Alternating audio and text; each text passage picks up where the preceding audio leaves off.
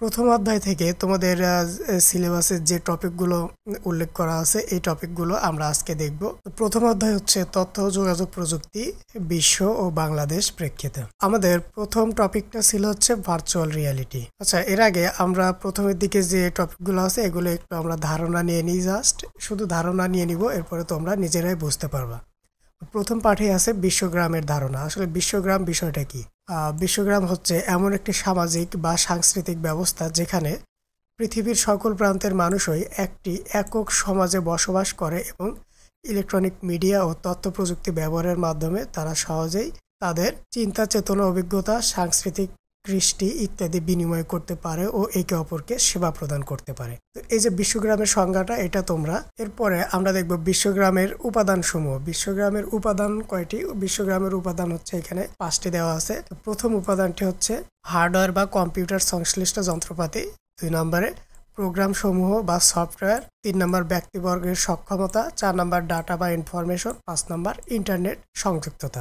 বিশ্বগ্রাম প্রতিষ্ঠার উপাদান সমূহ কয়টি? 5টি। এই 5টি উপাদান তোমরা মুখস্থ করে রাখবা। বিশ্বগ্রামের ধারণা সংশ্লিষ্ট প্রধান উপাদান সমূহ। প্রধান উপাদানগুলো হচ্ছে কি কি? যোগাযোগ, teleconferencing, video conferencing, reservation system, কর্মসংস্থান। আমরা প্রথমে দেখি যোগাযোগ বিষয়টা কি। যোগাযোগের ক্ষেত্রে যেমন আকাশ, জলপথ এবং সড়ক পরিবহনের ক্ষেত্রে এখন এই কম্পিউটার ব্যবহারের কারণে বর্তমানে কিন্তু যোগাযোগ অনেক সুবিধাজনক হয়েছে। যেমন রেল ও সড়ক পরিবহন ব্যবস্থার বিভিন্ন পর্যায়ে টাইম টেবিল তৈরি করা, আসন সংরক্ষণ করা, কোন ট্রেন কোন ট্র্যাকে যাবে, ট্রাফিক ব্যবস্থা নিয়ন্ত্রণ ইত্যাদি, এগুলো সবই কিন্তু এখন কম্পিউটারের মাধ্যমে করা হয়। এরপর আসো ইমেইল। অতীতে চিঠি পাঠানো হলে ডাক বিভাগের মাধ্যমে পাঠানো হতো, যা অনেক সময় সাপেক্ষ ছিল, কিন্তু এখন তথ্য যোগাযোগ প্রযুক্তির বিকাশের ফলে এখন কম্পিউটার বা মোবাইলের মাধ্যমে যে আধুনিক যে মেসেজটা পাঠানো হয় বা আধুনিকভাবে যে চিঠি পাঠানো হয় এটাই হচ্ছে ইমেইল। ইমেইলের পূর্ণরূপ হচ্ছে ইলেকট্রনিক মেইল। ইমেইলের জন্য যে জিনিসগুলো প্রয়োজন তাহলে কম্পিউটার, স্মার্টফোন, মডেম,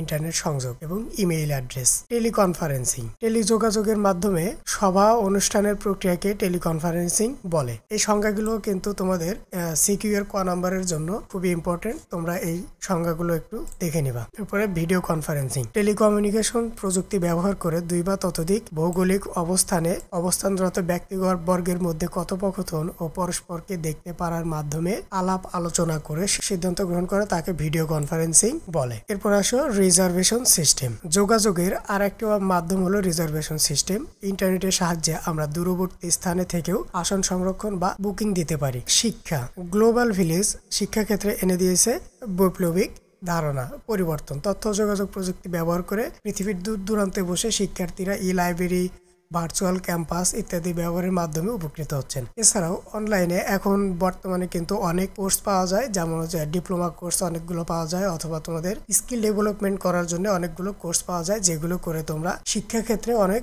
উন্নতি লাভ করতে পারো। চিকিৎসা ক্ষেত্রেও কিন্তু কম্পিউটারের ব্যবহার রয়েছে বা তথ্য যোগাযোগ প্রযুক্তির ব্যবহার রয়েছে। কম্পিউটার যেমন হচ্ছে কম্পিউটার দ্বারা রোগ নিয়ন্ত্রণ করা, ঔষধের মান নিয়ন্ত্রণে কাজ করলে ভুল হওয়ার সম্ভাবনা কম থাকে। রোগ নির্ণয়ের জন্য বিভিন্ন ধরনের সফটওয়্যার ব্যবহার করা হয়। টেলিমেডিসিনের মাধ্যমে কিন্তু সরাসরি ভিডিও কনফারেন্সিং এর মাধ্যমে রোগী এবং ডাক্তার সরাসরি কথা বলে চিকিৎসার ব্যবস্থা করতে পারেন। এরপরে গবেষণা ক্ষেত্রে বর্তমানে তথ্য যোগাযোগ প্রযুক্তি ছাড়া চলে না বললেই হয়, কারণ গবেষণার জন্য যে যন্ত্রপাতিগুলো ব্যবহার করা হয় সম্পূর্ণটাই তথ্য যোগাযোগ প্রযুক্তি এবং কম্পিউটার নির্ভর। এছাড়াও তথ্য আদান প্রদান, তথ্য সংরক্ষণ করা, বিভিন্ন তথ্য খুঁজে বের করা, এগুলোর ক্ষেত্রে কিন্তু তথ্য যোগাযোগ প্রযুক্তির ব্যবহার রয়েছে।